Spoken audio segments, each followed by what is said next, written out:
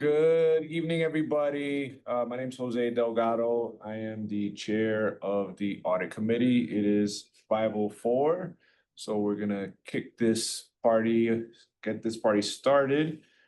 First want to recognize my colleagues on the city council who are with me.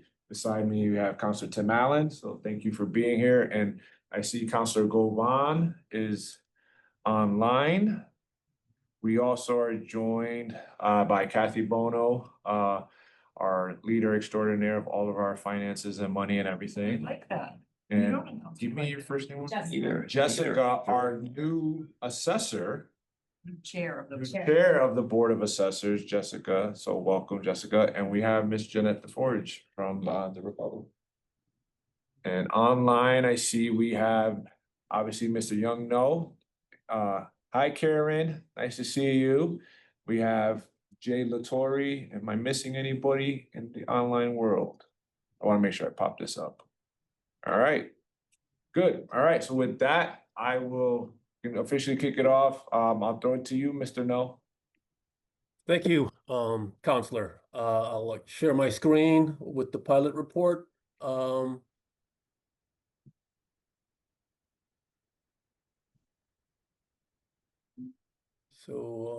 Hopefully everyone sees this report. It's called Review of Payment in Lieu of Taxes.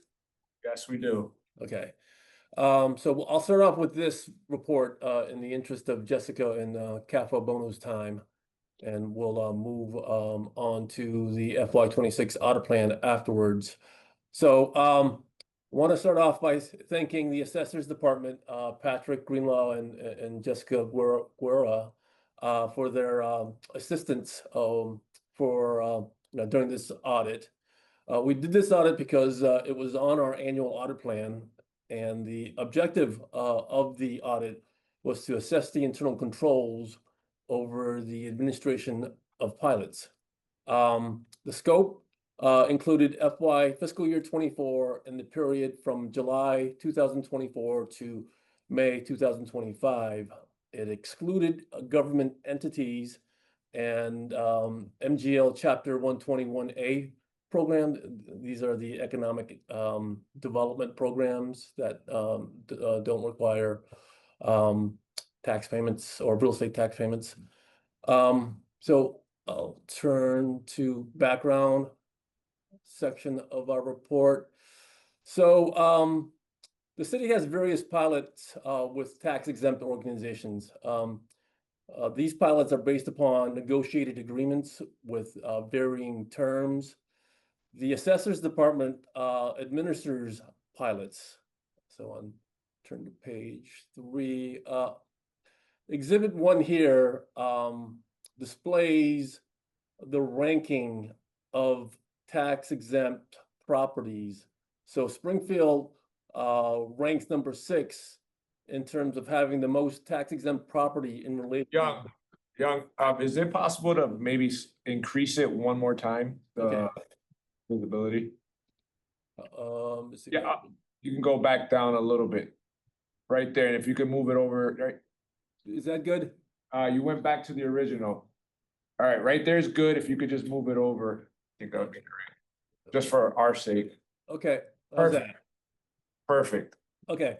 So as I was mentioning, Exhibit 1 displays the value of exempt properties by municipalities. So Springfield, the city of Springfield ranks number 6 in terms of tax exempt values in relation to total values. That's in the state? That's in the state of Massachusetts. So, and this is, in talking with the assessors, this is primarily driven by the hospital properties in the city. Excuse me, can I ask you a question? Sure, we have a question from Councilor Allen. Thanks, Mr. No. When you say we rank 6th in the state, does that mean we have the 6th most? What does that exactly mean? So it's basically a percentage of exempt properties that the city has. So it's a calculation. It's basically you take the exempt properties divided by the total property values. So, as it pertains to the amount of exempt properties we have, the city ranks pretty high in terms of the total value, total properties that we have in the city. So Is that significant or something? You know, does that, in what way does that matter? I mean, I'm interested. Just pointing out that the city does have a lot of tax exempt properties. Okay, and this chart that you have here, is that like the top? So I'm assuming, is Huntington number one? Yeah, and it's basically, it's number one because it's in relation to the total value of their properties. Yep. The exempt parcel constitute, 34% for Huntington. So even though they're a small community, they have a lot of exempt properties. So this is from the DOR, Department of Revenue. and Okay. it represents the top 15. All right, and I'm seeing Amherst number 3, and I'm seeing a little bit behind us is Cambridge, Worcester, and Boston. Okay, Yes. all right. Thank you, Counselor Allen. thanks. And we just got joined by Counselor Victor Davila. Thank you for having me, Mr. Chair.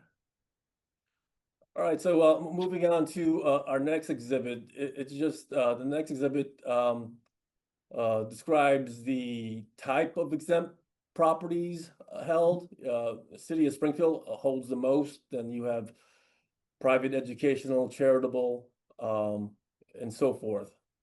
So I want to point out here that out of the 1.7 billion in property values owned by colleges and charitable organizations, only 19.4 million, or about 1%, are tax exempt properties that participate in pilots. So it's a fairly small percentage that partake in pilots. And I want to point out that pilots are completely voluntary in the state of Massachusetts. Auditor, no, could I just ask a quick question? Karen, if you could ask it through the chair, please. Oh, I'm sorry. Thank you. We're Chair. trying to, we're gonna try to have him do his, because if we do all the questions up front, we usually have the counselors ask, and then we leave a portion in between segments to ask questions. Is that all right with Yeah, everyone? I just wanted to know of the municipal properties, like what brief, overview, what those are. Yeah, Schools, yeah. Mr. No, if you could just do that really quickly and then forward. They're like city properties, including school departments. So essentially municipal buildings, school department buildings, which we have several buildings just within the school department alone. Yes, Right. all the schools, the fire stations, the Fire- police station, the, Okay, fire stations, police stations, City Hall, Tapley Street, and yeah, other. and then other properties we own throughout the city. It'd be nice if we could get actually a list of that, so we can have that, we can share that later on. Will do. Thank you. So moving on to Exhibit 3. Exhibit 3 summarizes the existing pilot agreements with the city. There are 15 pilot agreements, 12 of which are with one organization, a mental health association. I'll just summarize some of the terms here, and they all have varying terms. You have one with Bay State Medical Center, one with the Center for Ecological Technology, which that has expired since that property had been recently sold. And you have one with STC, Springfield Technical Community College, and the rest with mental health. Then I'll move to the next page. So pilot revenues, local pilot revenues with tax exempt organizations, the annual revenues are approximately 300,000. I want to point out that in February 2025, there was a bill introduced in Massachusetts requiring larger tax exempt organizations in which they have properties exceeding, I think, 15 million or more, pay pilot payments. at 25% of what they would normally pay if their properties were taxable. And this bill would also have an exemption for high public payment hospitals. And so this bill is introduced. It's currently with the Revenue Committee to hold hearings, so it's in limbo. I know there have been previous bills in the past that have been introduced similar in nature, but they haven't, didn't, pass when they were introduced in the past. But this bill mirrors the pilot programs at the city of Boston and Northampton. Just want to point that out. So with that said, I'll move on to the findings and recommendations from our audit. So the first finding has to do with I'm gonna ask you, Young, if you can not zoom out once on this one, sorry. Yep. There you go. All right, so our first finding has to do with there being no formal invoices generated at the assessors for pilots. So, but the assessors relies on entities that partake in pilots to remit payment. So there's no systematic billing process in place to initiate and track payments. So what you have here is a risk for missed payments or delayed payments, or potential for under or overpayments. So what we found when we tested fiscal year 25 and 24, 3 underpayments totaling 6,100, 1 overpayment for about 3,000, similar in fiscal year 24, 3 underpayments totaling about 3,600, and 2 overpayments totaling about 2,900. So we're making the recommendation that the assessors department take over the billing process. They want to bill pilot payments to those entities partaking in pilots, so they could better track and control how these payments are being made and ensuring accuracy. We're also recommending that the assessors department reach out to the affected entities to address these errors in the past. I believe you can go back to 6 years on erroneous payments and billings. Any questions? No, but so that was the recommendation, and I'm assuming the assessor's office, you guys, where are you at with? We're in the process of conducting an audit of all those payments right now. And we plan on meeting with the entity. So is that one single entity, or was that? That was one single entity. Okay, And they're gonna start billing. They're gonna send out, there is gonna be a need for a request for information because it isn't the same amount every year. So they're gonna have to get some information, and they're going to do it as they say in their answer. The goal of beginning invoicing in FY 26, the 3rd quarter payment. all right. Any questions from my colleagues on the council? Council Davila? Thank you, Mr. Chair. Arthur, no, thank you for the report, sir. I'm glad to see that this finally came through. I asked for this a little while back, and I'm glad to see this report. Now, Auditor, I see that we have an overpayment. Are you able to tell us who this entity is? I believe it's a mental health association. They're all the mental health, all 4 of the adjustments. All right. Now, were there any underpayments? Yeah. Is coming up? Yes, so there were underpayments as well from the same organization. And how, underpayments as well? Okay, I see. So, okay. So it boils down to one entity on. Correct. Okay, I see. Now, I'm sorry, I'm keeping a few minutes behind, but what's the total assessment that you came up with for the no tax exempt in the city?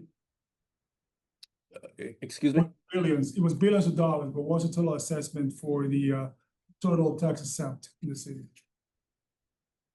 Total tax, so I'm not sure if I understand your I think question. he's asking, what was you had a chart earlier in the presentation Right. that demonstrated how much was taxes. The tax exempt, okay, yeah, let me go back to the exhibit 1.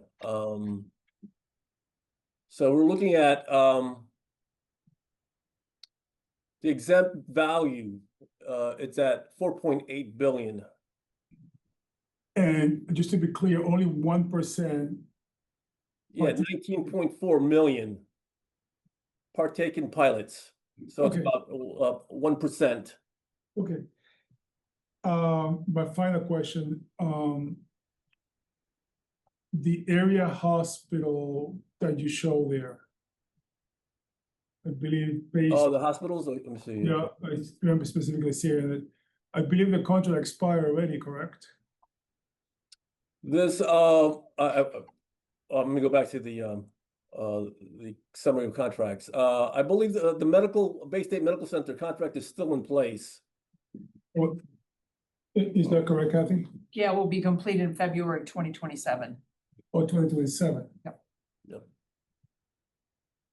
I do have one more question, but I can ask. Okay, Counselor Govan?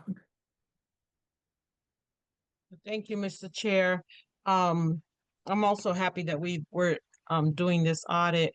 A question that I have, I guess, is are these like automatically renewed? I see some contracts like 10 years, 20 years, indefinite. Are they automatically renewed? I imagine the Mental Health Association would be. Or when do we revisit these contracts? So the Mental Health Association, the term of that contract is indefinite, so they don't expire. But for Bay State Medical Center, that expires in 2027. And I am, not sure. I know there isn't a provision for renewing, but I believe it's the city's intention to reach out to Bay State Medical Center to discuss renewals. Okay, and when we say the payment in lieu of taxes, so this is a payment that they're agreeing to make as opposed to paying, say, the property tax, that's correct? Right. That's correct, because Okay. nonprofits are not required to make real estate tax payments. So Right. they're making these voluntary payments to be good citizens, to help Right, contribute to funding city services. okay. I think that's all I have. Thank you, Mr. Chair. Counselor?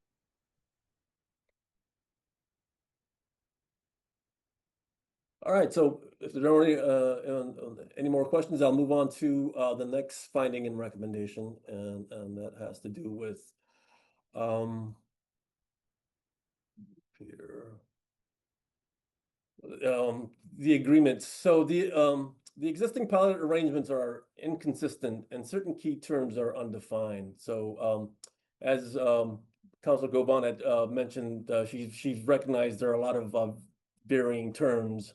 10 years, some terms are indefinite, and there are varying pilot payments. One pilot had a payment of $500 annually, while there are others assessed at 70% of their assessed value. And there are some others that are assessed at the lower of 70% of their assessed value, or 4% of gross rents. And the terms vary. Yes, you have some terms that are 10 years to 20 years, while the mental health have no termination dates. We also noted that in some of these contracts, key terms are not defined, like gross rent and fiscal year. When I say they're not defined, you want to specify the exact periods to which gross rents and fiscal year relate. So that's not defined. So as I mentioned, inconsistent pilot arrangements could potentially lead to perceived favoritism. Someone might say, I would like that pilot arrangement of $500 rather than paying 70% of, my assessed value. Undefined contractual terms increase the likelihood of disputes. So we're making the recommendation here that the assessors department work with the law department to see if they could clarify or define some of these nebulous contractual terms like gross rent and fiscal year. And lastly, we're making the recommendation to develop a formal pilot policy, which takes me to the last finding and recommendation, and that has to do with there being a lack of a formal pilot policy at the city. So when I say that, there's nothing formal, there's nothing documented. There's no standard application process, eligibility criteria, or consistent methodology for calculating pilots. So the risk there is that without a structured approach, the city may be foregoing revenues. There's also a lack of transparency in how pilots are managed and run. So we're making the recommendation that the city draft a formal policy outlining the city's objectives. You want to establish criteria for tax-exempt entities eligible for pilot arrangements. You want to define a standard application process, including required documentation. And you want to develop a consistent and transparent methodology for determining pilot, which may consider factors such as property value, cost of municipal services consumed, community benefits provided by the tax-exempt entity, and ultimately want to formalize the terms and conditions of the pilot agreement, including payment terms, duration, and provisions for renewal. And what the city may also want to consider is incorporating the current House bill into the policy. It's currently in legislation, and the cities of Boston and Northampton have already adopted such policy as reflected in the House bill. Any questions?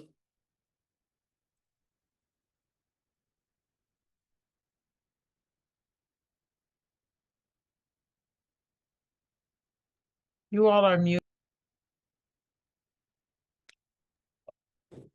We got to sorry about that. Yep. So I was giving the mic over to assessors, Jessica. I just wanted to point out that one of the reasons for the discrepancies in the payments was because of the fact that MHA uses 70% of their assessed value or 4% of gross rents. So they were kind of using either one or the other, and it wasn't in line with what the agreement had said. But any comments on this last part? I don't have any comments on that. I mean, I think we're working with Counselor Davila's committee. And I agree with Young. The problem is it's hard to have an across the board policy for everybody because it's strictly voluntary. So I think we should watch the House bill. I think we should. But we also have to understand that it's strictly voluntary and we can set whatever we want. But I think we need to have a process we go through when we have new entities, when there's new purchases by nonprofits. I absolutely think we need to have a more structured. But again, it's, you know, it's a voluntary program. And that's been the challenge all these years. And that's why we don't, you know, there aren't that many pilot programs now. We had a question from Counselor Allen first. Yeah, so what prompts one to come up? You know, MHA or Bay State Medical or whatever, prompts them to come up, say, do they raise their hand, say, we'd like that? I honestly, I wasn't here when all these.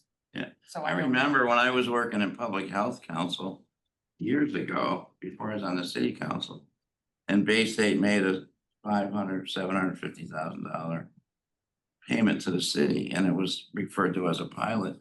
I don't know what prompted it. I don't know if any other ones have done it since. Oh, I mean. The only thing I can speak to is I'm told during the control board, they approached all the colleges, all the nonprofits, because at that time they were struggling very bad position financially, and that they weren't able to get any new pilots during that time. And they approached everybody and were, I don't want to use the word desperate, but it's kind of the correct term. They weren't able to get anyone to agree to a pilot. Got it. All right, and Councilor Davila? Thank you, Mr. Chair. First of all, just some quick observation. I have to say, again, thank you, Auditor Null, for doing this audit. I have to say that I myself, I'm sure my colleagues in the pilot committee feel vindicated on this because we have been talking about this for 2 years. And the auditor just said that his recommendation is that we can create a clear pilot policy that we all treat the same entity, regardless who they are, the same. That's one of the recommendations that the Collins Center, which we have engaged, one of the many recommendations they have made. With that being said, I do realize, Mr. Chair, that this is strictly voluntary. Yeah. And I get that. And I've always said that our nonprofit partners, they're partners here. But again, we need their help. And when friends are in need, friends step up. I think that we are perfectly capable of reapproaching them. I'm always eternally optimistic. Just because it's something is voluntary, it's not going to deter us, or should not deter us from sitting at the table and engaging in conversation. I realize that some of these entities are having a hard time. That's not, to me, that's not a reason not to sit down on the table and have a conversation. With that being said, I think that the auditor himself said, we're leaving money at the table. $19 million out of $4.8 billion is this. And I don't want to be put in a position, Mr. Chair. December property tax are coming up. That's going to be a fight in and of itself. Then next year, we're going to be doing the budget. And that's going to be a fight in and of itself.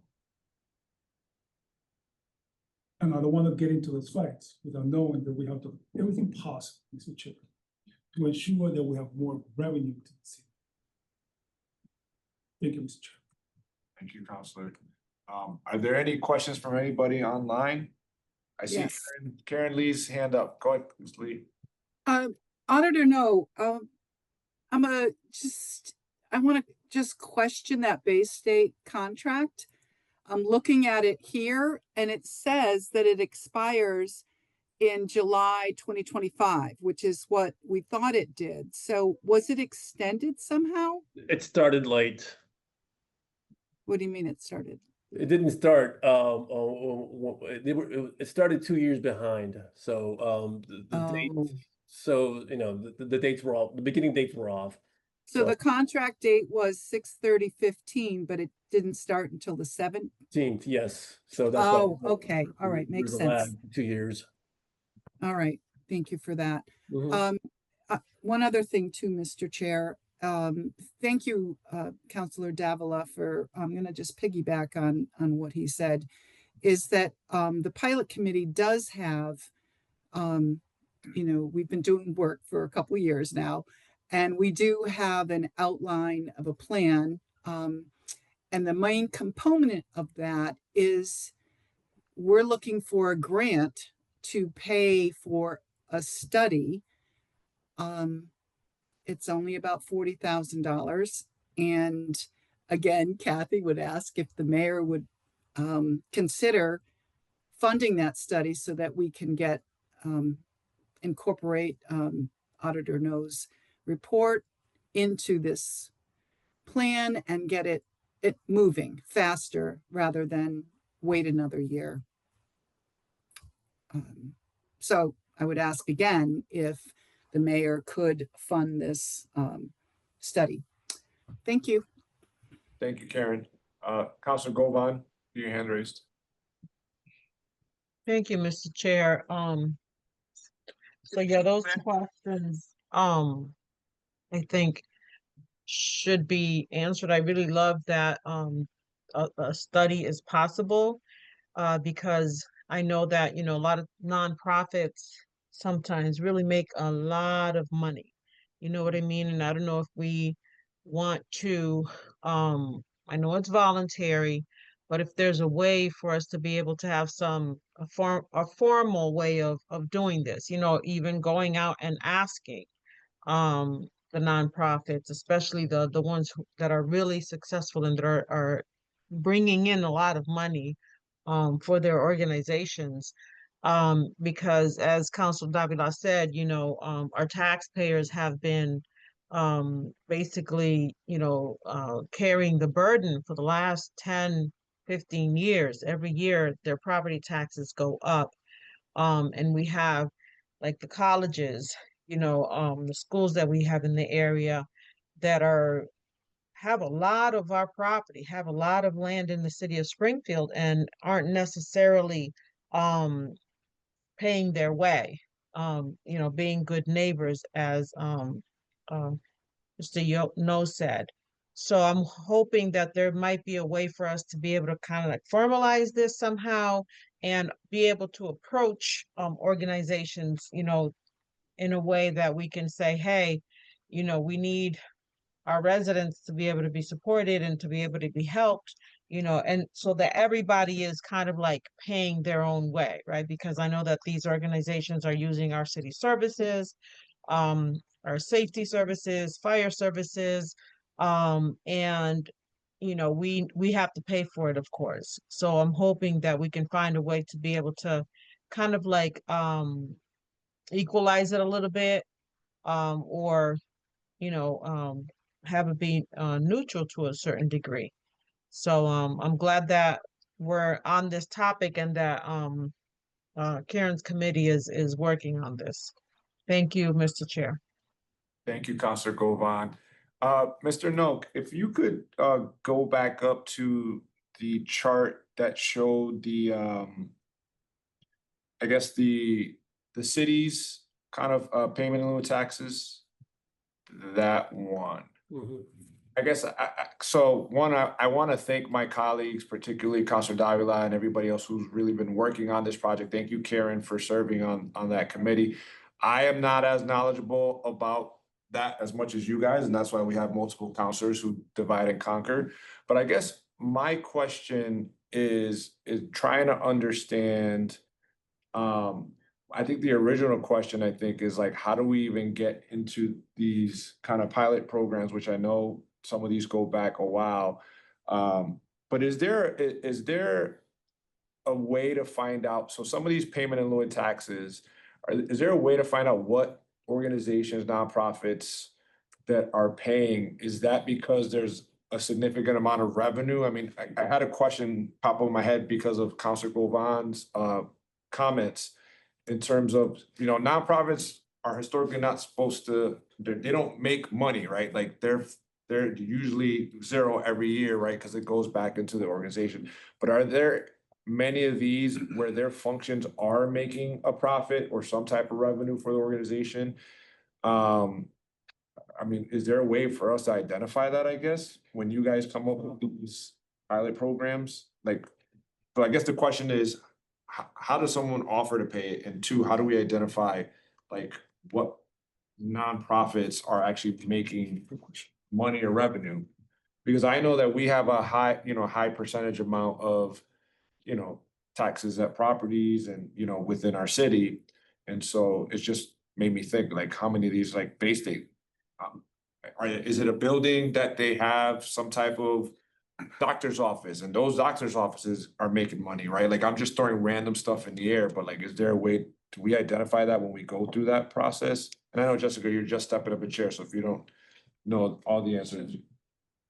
Well, I think one of the things every year, these tax exempt organizations are required to file what's called a 3ABC. And with that 3ABC, they submit their Form PC, which is what they submit. It's their public charity report that they submit to the state. That's not open to public inspection. Our board can see their financials on that, though. I don't know, like, Victor, if your committee wanted to get a copy of that, I think you would have to approach the nonprofit. I'm sorry, just a clarifying question if I may. Yeah. When you say our board, you mean the citizens board? No, your pilot committee, Oh, sorry. yes, of course. Yeah. Absolutely, I will follow up with you. So Well, if I could just, We do file a tax 990, and that's where we are able to see the financial of the organization, how much compensation Right. the CEO was paid, what they do in community benefits. So that report is available, which is Yes. different than the That's- ABC, So right? that's a good piece to kind of assess, right? When we're talking about, right, because I think it's easy to say, these guys aren't paying taxes, you know, they're just getting stuff free, but like the public benefit piece is the other side of it, right? Like, what is the public benefit we're getting from having these organizations here, right? And so I want to make sure that like I understand that, but I also want to understand like, hey, are they actually making, like, are there portions of their organization that are making money that's not necessarily nonprofit? I mean, I don't know how to break it up. If I could just respond to that, nonprofits can make money. It's their motive. It's their they're not in business to make a profit. It's more mission driven. So if you take a look at Harvard University, they're very profitable. They make a lot of their income off of investments. You know, which they are subject to income taxes on a portion of that. But there are many nonprofits that make that are profitable, but That are super they're still successful. not paying taxes because it's all related to the mission of their organization. It's more mission driven, and all nonprofits in Massachusetts are required to file their financial statements with the Attorney General, and that is open for public inspection. Likewise, they're required to file a tax return. It's called a 990 with the IRS, and that's also open for public viewing. Thank you. That, because I was just trying to understand that piece from my end, because like I said, I understand that we have a lot of nonprofit organizations, but again, I'm trying to weigh public benefit versus the other side of it and trying to understand if there's anything outside that I'm missing. So, go ahead, Councilor David. Thank you, Mr. Chair. I do have two quick questions. Actually, if you allow it, I believe Mr. Latorre. Oh, okay. Waiting. I don't mind waiting after him. Hey, Jay. We're gonna throw it to you, Jay. You had your hand up. Yeah, we'll talk. Thank you, Mr. Chairman. Can you hear me okay? Yes, I can. Okay, just, I have one question and one comment. Just, thank you for the opportunity and thank you, Auditor No, for putting this together. I wanted to know, is your report, is it a public report or is it a report that will be internal to the city of Springfield? I'm asking because I'd love to read it if I can. It's a public report. Okay, Mr. Chairman, if you could help in maybe disseminating the report after you've had a chance to digest it, I'd love to read the whole report and then maybe I can share some information with you and the other counselors. Since Karen and I and Counselor Davila have been looking at this for a while. And the only other thing I wanted to say, just in response to one of the questions Counselor Allen asked is, kind of how do these agreements come about? One of the ways that we've seen this occur is, due to land transactions. So, maybe a parcel was owned by an entity that was a for-profit. It gets transferred to a nonprofit. The assessor's office obviously has to get involved in documenting that, and that presents an opportunity to engage that entity about a possible pilot agreement. So, that's just something that everyone that's interested in pilots in Springfield can be aware of. Usually those large parcel transfers are written about in the news along with, being posted with the Registry of Deeds. So I just wanted to share that as well. But to close, I echo Counselor Davila's assessment of this. This is really good to see documented, and I just think it's a critically important revenue opportunity for our city. So thank you for having this meeting. Thank you, Jay. You did bring up a good point there. Do we, whenever these type of transactions, private to nonprofit, do we have any, not say, but do we have any like upfront notices when stuff like that happened? I could address that, and piggyback on what, Jay said, is that, as here's an example, Mass Mutual, donated, I don't remember the number of acres, but they donated to Bay State, for Bay State to build a new, ancillary building up there. Anyway, once that's transferred, it's gonna be now non-taxable because Bay State is non-taxable. Whereas Mass Mutual has been paying on that land for, since they've owned it. I don't know if that's been formalized yet, but that, Counselor Allen, is the type of thing that we're talking about, that when something that size is taken off the public roll, then that has a significant effect on, the budget when we keep doing things like that. And Bay State and the colleges are notorious for taking land out of the public domain, and then, we lose the tax revenue on it. So. I hear you on that. I'm sure it's probably more challenging from a donation standpoint. There's not much there. I mean, I'm not a lawyer. There's not much there that we can do, but I'm also, like, I'm interested in that piece, but I'm interested in like the actual like transaction, right? Like if there's a private entity, you sell to a nonprofit or somebody who's opening a nonprofit wants to buy it, and they actually like those type of transactions as well. Do we get flagged on anything like that? We get notified once it's recorded at the Registry of Deeds. So once it's done. Yes, and then typically the nonprofit entity will reach out to our office and fill out what's called a 1B3 form, and that's their initial application for exemption. Do we have an idea of how many of our properties? I know we have here tax exempt. I guess, is there a stat, Young Know, that you have, like out of all of our commercial properties, how many of them are exempt? Yes, that's just, yeah, there's a detailed records of that, I guess, those type of properties. And I could see if I can get that to you. Okay, after the meeting. all right. Sorry, I'm just, like I said, I haven't been as intimately involved in the pilot program, so again, kudos to the great work, but it's just spurring a bunch of questions in my head as well as especially if we're heading into, taxes later on this year, as Councilor Dahlia said, and budget season, and we're already seeing what's happening at the federal level, and I could see Kathy sweating for next fiscal year. So, all right, and Councilor Dahlia, I think you had thank you, Mr. Chair. Couple items. First, Jessica, what's the form again? The 93B? 1B3. No, the one that show 3ABC. 3ABC. Yes, absolutely. So if you could please get that report to us. But the 3ABC is not open to public inspection. No, I understand that, but for the committee, and then I will follow up and figure out how we can legally look at that document, because I am highly interested. Now, the 3ABC will be for all the current pilots, or excuse me, for all the pilots, except entities that are pilots showing the revenue, correct, and any profit? Yes, so you can go on the Attorney General's website and look up an organization, and that's what Mr. Nutt was referring to.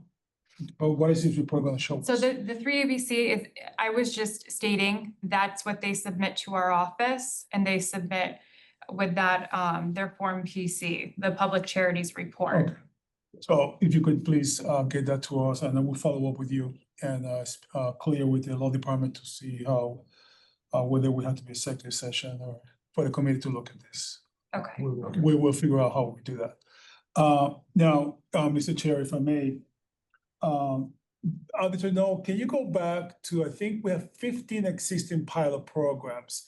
I think you put them up there, right? Yeah. Yes. MHA. Now that, I'm gonna put my glasses. You might have to zoom in on that. Yeah, please, if you could. So that amount that I see for each one, can you go a little higher if you could? What entity are you looking at? Just, I'm not looking at any particular, I'm just saying that whatever amount it shows it, can you make that a little? If you could just zoom in. Yeah, make it a little bigger, it's kind of hard to read. Okay. Yeah, I don't want to sound like I'm picking a Bay State, but let me figure the Center for Ecological Technology, because it's there. So that's assessed at 1,168,000. They have a contract for 10 years. And they're paying $10,000 a year in pilot? Yes. Okay, so my understanding is that that amount of pilot could be divvied up in two ways. One, Mr. Chair, could be the entire amount could be entire payment to the city, which that money goes to the general fund. Is that correct, Kathy? Yeah. Yeah. Now, that money could be either payment, complete payment, or it could be divided. So if they pay 25%, which I'm going to believe that's the amount, 25%, that 12.5% could be indirect community benefits that are for the community. The other 12.5% has to be direct cash payment to the city. And so the first observation will seem to me now that we have an official recommendation to develop a policy, a pilot policy, that we need to not have open contracts. We need to have a timeline. Because the economy changes. Right, and so for the benefit of the entities and for the benefit of the city. And so what that is, I don't know. I will leave that up to the finance department to come up with the suggestions to what that may look like. But having an indefinite contract does give me pause. It really does. And so those are my observations for now, Mr. Chair. But that's my work. That's all for now. Thank you. Thank you. I just want to make sure we got through it because we still have another agenda item. So We have another one, let's get to that. yeah, I want to get to the annual audit plan. So are we all set on this, Mr. No? Yes, we are. First one, all right. Thank you, Jessica. Thank you, Kathy, for joining us. You can stay. You can stay for the annual audit Yeah, plan. it'd be fun. We love your input. Mr. Chair, Yes, I can probably send you this, but the assessor's office, about 6 months ago, sent us a breakdown of all of the tax exempt organizations, who they are, what their assessment is, what it would be if they pay 25%. And it's pretty comprehensive. So I don't know if you're interested in seeing something like that. It was shared with the committee. But just so that you know that that part of the work has been done. no, I am interested in that. And I'd be interested to see like how that changes year from year in terms of the number of exempt properties, right? So that'd be something great if you could share that. Okay. Well, keep in mind though, that because they're tax exempt, that they're not assessed every year. So that assessment is going to be off in some way. But if we get a Yeah. new kind of nonprofit to the city, I mean, that's one of the things I want to see, like, do we track that once they're a new one every year, right? Let's say there's 5 new nonprofits. Do we track that? How do we, just curious to see that type of data, how it's changed, maybe not year over year, but maybe over a 5-year, 10-year period. Yeah, See how that absolutely. has changed over time. I'd be really interested to see that. Okay. Well, thank you for holding this meeting. No, thank And you. to Thank you audit for it. your work. Yeah. Mhm. All right, so if we could move on to the next agenda item, and that's the annual plan for fiscal year 2026. I presented the FY 26 audit plan to the committee back in May of this year. The FY 26 audit plan included a couple of components. We had the required audits. They included the quarterly investment reviews, student activities, and making sure the external financial statement audit gets complete by the external auditors. We also have some follow-up work that we schedule, because that's part of our process. Is whenever we make recommendations from an initial audit, we do a follow-up audit just to make sure that those recommendations have been implemented. And if not, get an updated corrective action plan from management with respect to that unmitigated recommendation.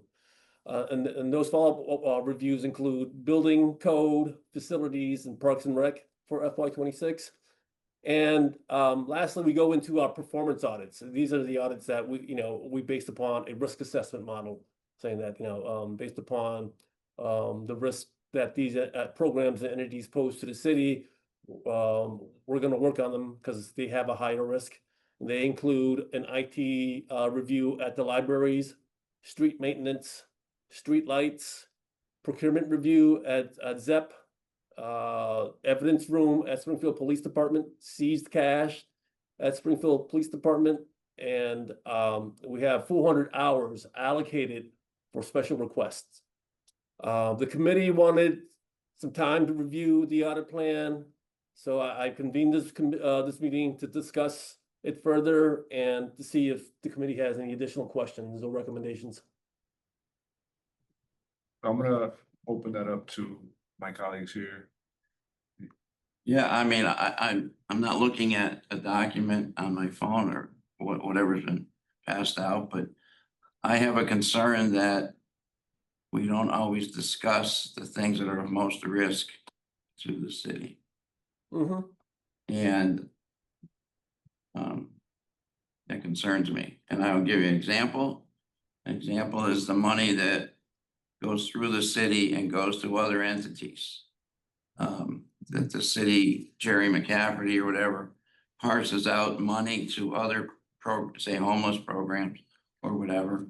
I don't have a good clear idea as to how that works. And there have been issues recently with New England Partners for a Healthier Community, and also the New North Citizens Council, where money has, I don't know the story, but it seems like some money is not being tracked that great. Maybe I'm wrong, but I would prefer to see us working on stuff like that. I would say on the New North one, I know that Jerry McCarthy had put out a statement saying there was nothing on that end that was affected. So I think that was more of an. I also heard that. I still think we should deal with it through the front door. Yeah. Compared to what we just talked about for 45 minutes, I consider this more important. I agree.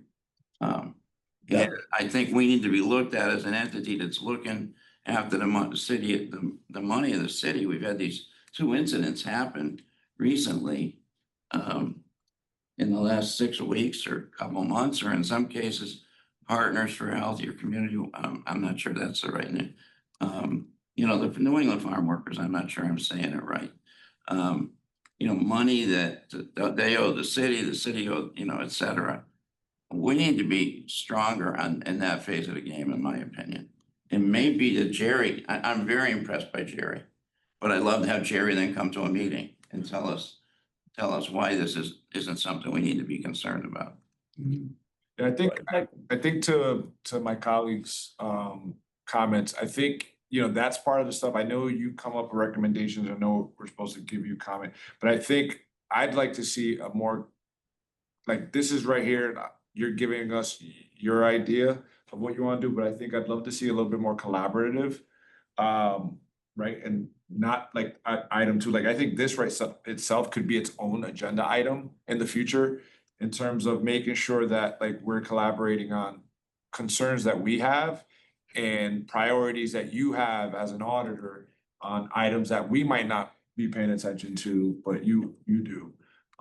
So I think for right now, I think one of the things that we've talked about in the past was the busing contract. Right? And there were a number of flags that you made for us. And so that's one of the areas I know that's one of the biggest expenses we have when it comes to the school department. And so I want to make sure that we are following up on that.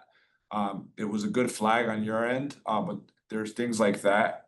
I know Councilor Whitfield, Vice President Whitfield, in the past, I know she's talked a lot about ARPA dollars, and I don't want to keep beating the ARPA dollar, but that is a good example of areas, and I know that's things that she's flagged as well. And so I think we just need to have a more collaborative process in coming up with some of these audit plan ideas.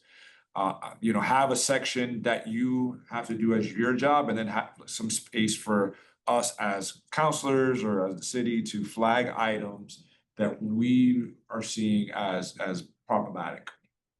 Oh, totally agreed. And that's why, I have, some hours allocated for special requests, they usually come from city council or even management.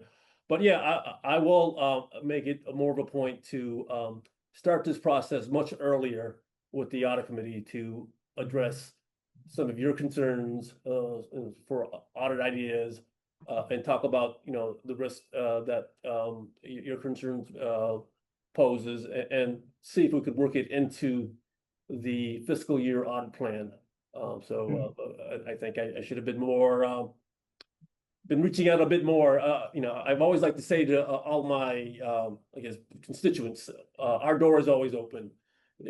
For sure. We'll answer calls. If you want us to take a look at something, we'll assess it. Sometimes when we don't look at a particular program is because it may be already audited by other auditors.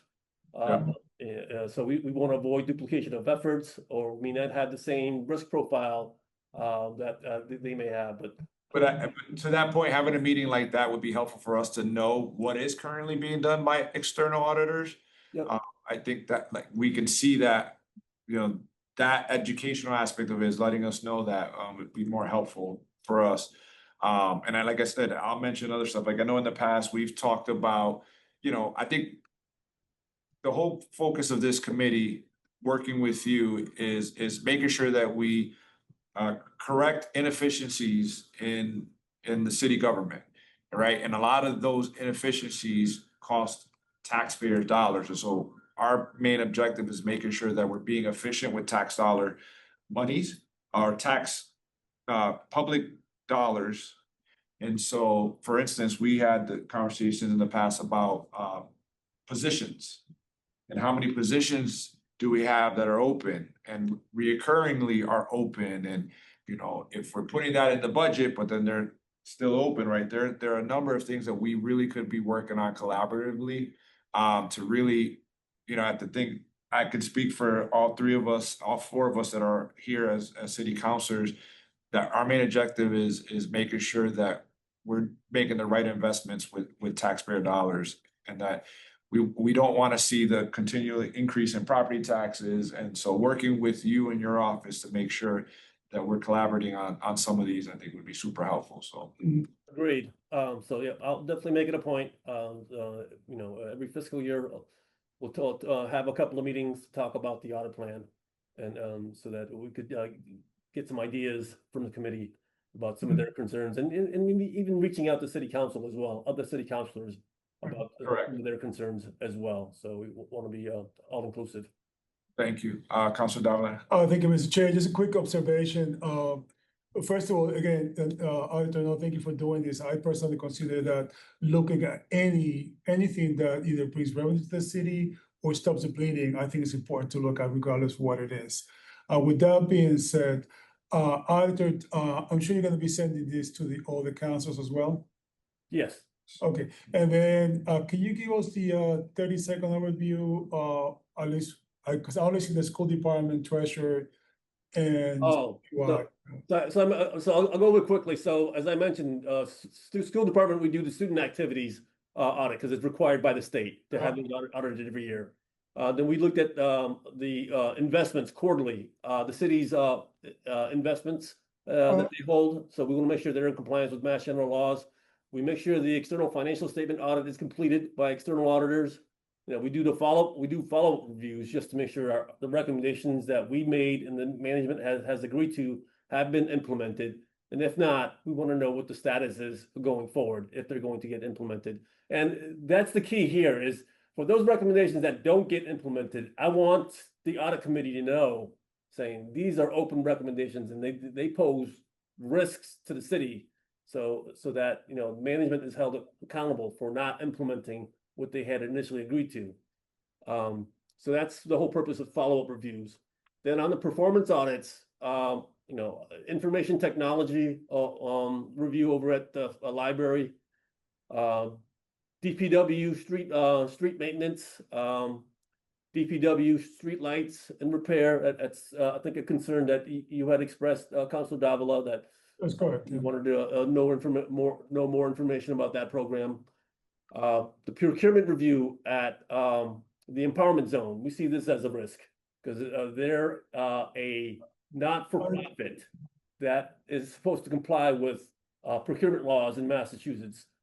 We want to make sure that they're complying with city policy and mass general laws as it comes to procurement. And we have, the evidence room handling procedures at the Springfield Police Department. And as I mentioned, we have 400 hours allocated for special requests. Now, I know Councilor Allen had mentioned he's concerned about some of these pass-through funds going to nonprofits. That could be a risk if they're not monitored appropriately by management. And this is something that we could take on, because we have the hours budgeted. So that's something that I will take a look into and convey to the audit committee if I agree that we should take on this particular audit.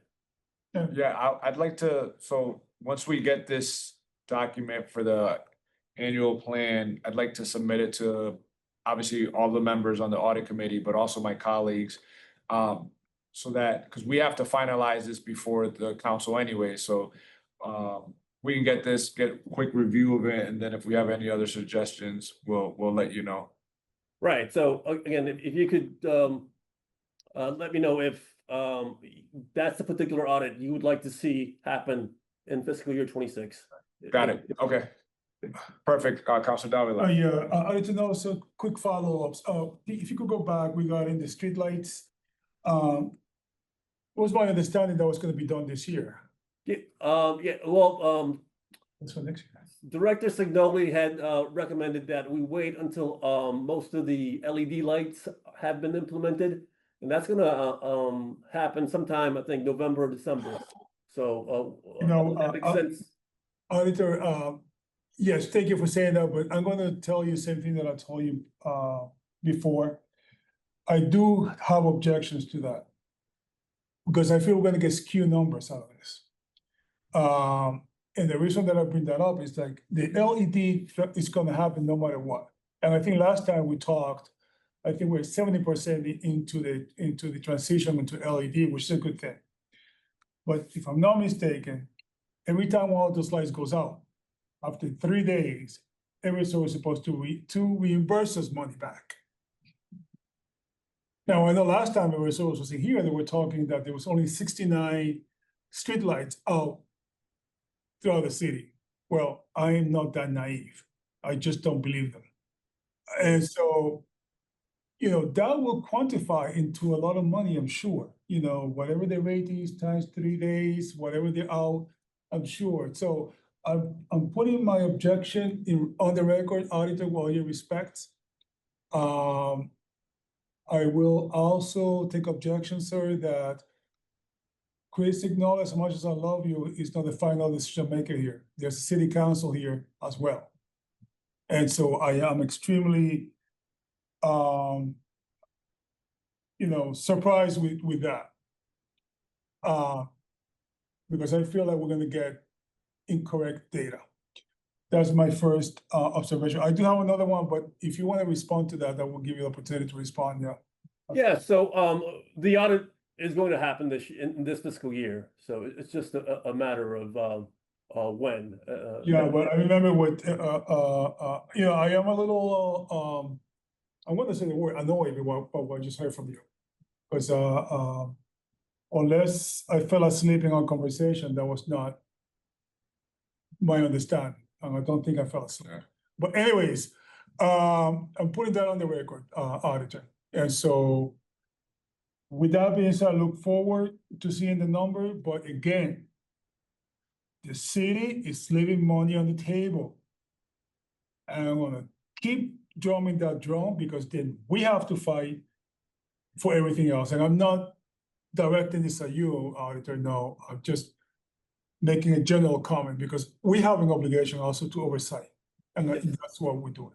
Okay, now, Auditor, if I may, moving on from that subject, you were talking about the street maintenance. Can you give me a 30-second overview on that, because that definitely caught my eye, and I'm glad to see it there, by the way. Yeah, so this was a concern raised by a couple of councilors a few years ago. It was Councilor Melo Brown as well as Councilor Delgado. They were concerned about the protocols that the city has in maintaining our streets, in particular snow removal.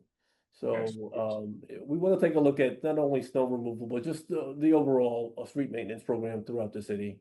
It is a fairly big program, and we want to make sure that the city has appropriate controls in place to make sure the program is running effectively and efficiently.